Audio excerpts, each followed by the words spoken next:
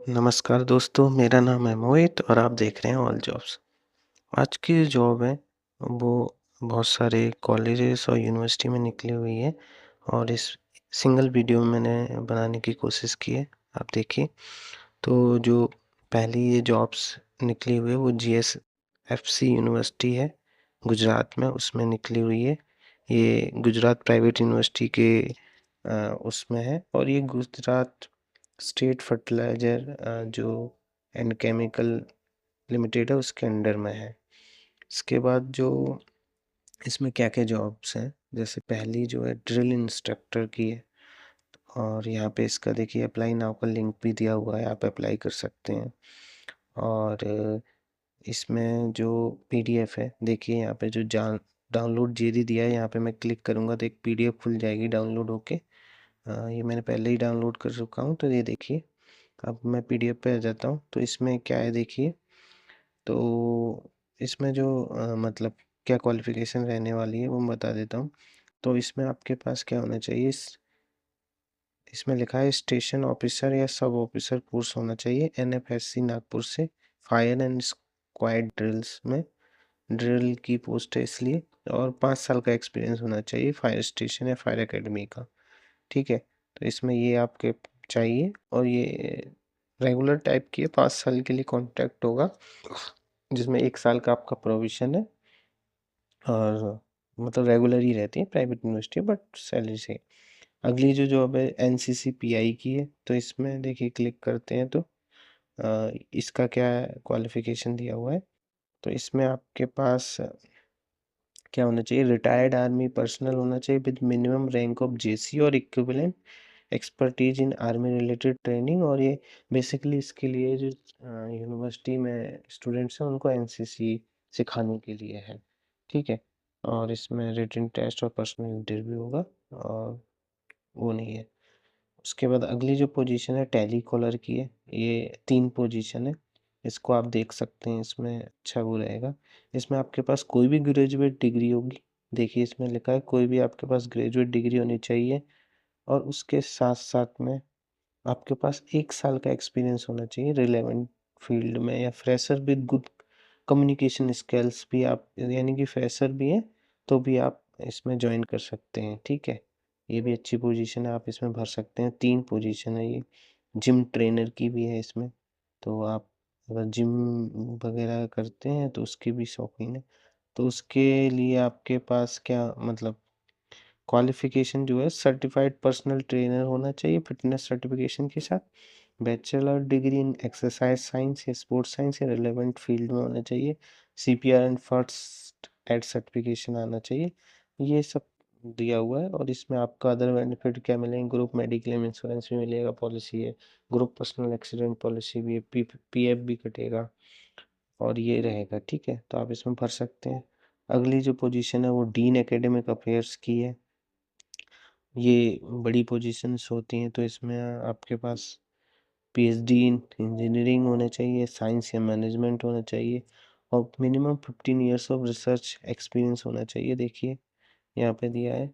और जिसमें से 5 साल का एक्सपीरियंस प्रोफेसर की लेवल पे होना चाहिए। ठीक है, तो इसमें तो कर सकते हैं अप्लाई। इसके बाद जो अगली पोजीशन है वो डीन रिसर्च एंड डेवलपमेंट की है, इसमें देखते हैं क्या है। तो इसमें देखिए जो क्वालिफिकेशन है इसमें भी सेम ही है, PhD in engineering institute preferably computer science engineering मांगा है, 15 साल का एक्सपीरियंस होना चाहिए रिसर्च या टीचिंग का और 5 साल का पे ले मतलब जो इक्विवेलेंट लेवल है वो प्रोफेसर के बराबर होना चाहिए।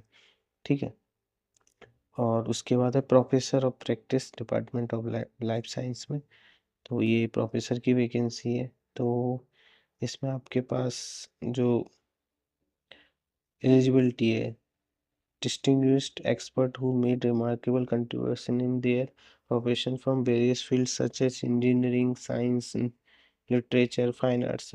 तो ये professor practice department of life science में, जिसमें से अब इन्होंने सारा दिया, बाकी ये लाइफ साइंस की है, तो आपका जो एक्सपीरियंस होना चाहिए वो लाइफ साइंस में होना चाहिए, जिसमें से 15 साल का एक्सपीरियंस मतलब 15 साल का आपके पास एक्सपीरियंस होना चाहिए, तो आपको ये पोस्ट मिल जाएगी और ये अच्छा सैलरी भी देते हैं, तो आप जा सकते हैं।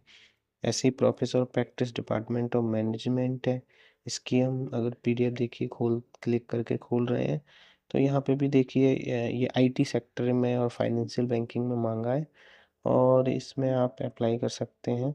अगर आपके पास 15 साल का एक्सपीरियंस है तो ये देखिए 15 साल लिखा है तो आप अप्लाई कर सकते हैं। ठीक है, इसके बाद जो अगली है वो है आपकी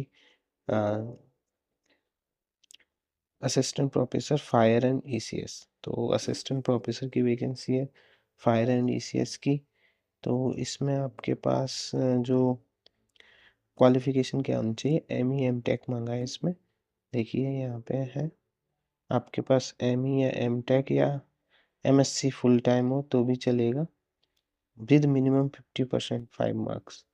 तो इसमें आपके पास 55% मार्क्स भी है तो भी आप भर सकते हैं इस फॉर्म को। ठीक है ना।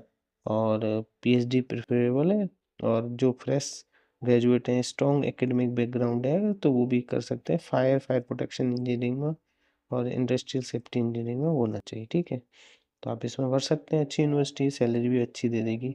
इसमें 4 position assistant professor computer application में। इसमें क्या क्वालिफिकेशन रहने वाली है वो बता देते हैं। तो इसमें आपके पास क्या होना चाहिए, पीएचडी होना चाहिए, ये कंप्यूटर एप्लीकेशन और एमसीए होना चाहिए तो आप काम चल जाएगा। या MTech with specialisation in database management और सॉफ्टवेयर इंजीनियरिंग, प्रोजेक्ट मैनेजमेंट या computer network with minimum 55% marks in master हो तो चल जाएगा। और इसमें दिया हुआ है कि अगर नेट स्लेट है तो वो भी चल जाएगा। पीएचडी डिजायरेबल है और फ्रेश कैंडिडेट भी अप्लाई कर सकते हैं तो फ्रेश भी कर सकते हैं।